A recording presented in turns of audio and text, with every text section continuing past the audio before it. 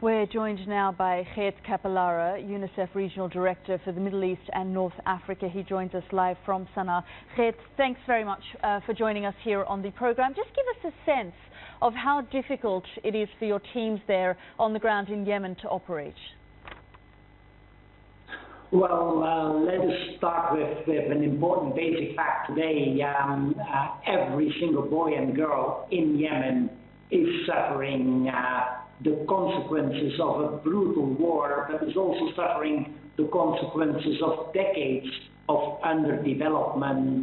UNICEF, together with our partners, every day trying to attend to the most vulnerable of these children, and it is every day an uphill task. For example, I have been discussing over the last couple of days with the authorities in Aden as well as here in Sana'a, a much needed vaccination campaign to prevent another massive cholera outbreak.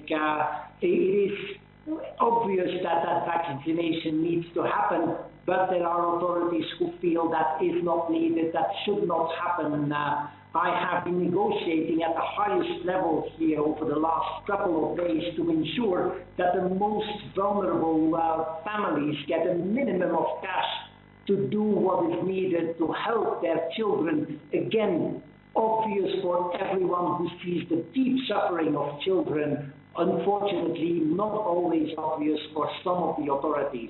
As you say, a deep suffering of the children, and it's been described as a humanitarian catastrophe. We've seen 10,000 people dead.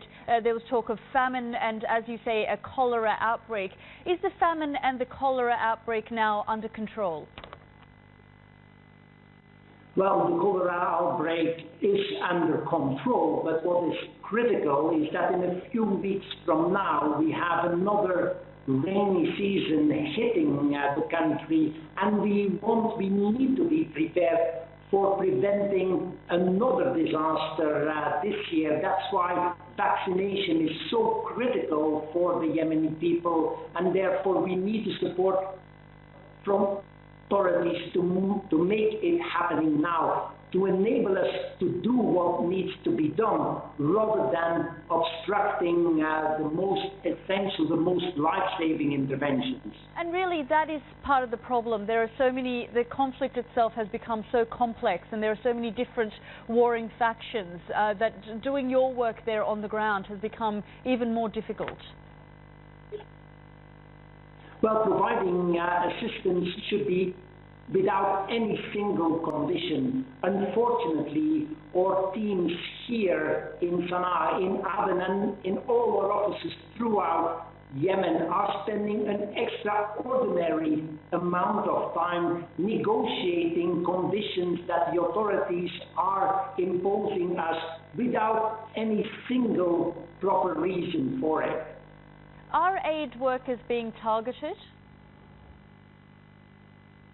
Well, as in any conflict situation, our humanitarian workers are true heroes. And yes, humanitarian workers are at times prevented from doing their job, are at times harassed without any reason. It is very unfortunate because those humanitarians are here in Yemen only to serve the most vulnerable Yemeni people.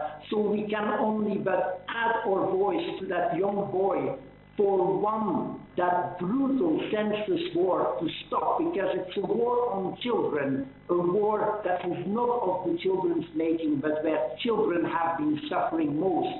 And as long as that war is not stopped, we need the authorities on all sides to ensure unconditional access for organizations like UNICEF and our partners.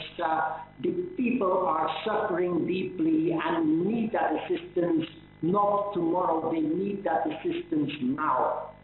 Geert Capellara, thanks very much for joining us there live from Sana'a, from the UNICEF organization.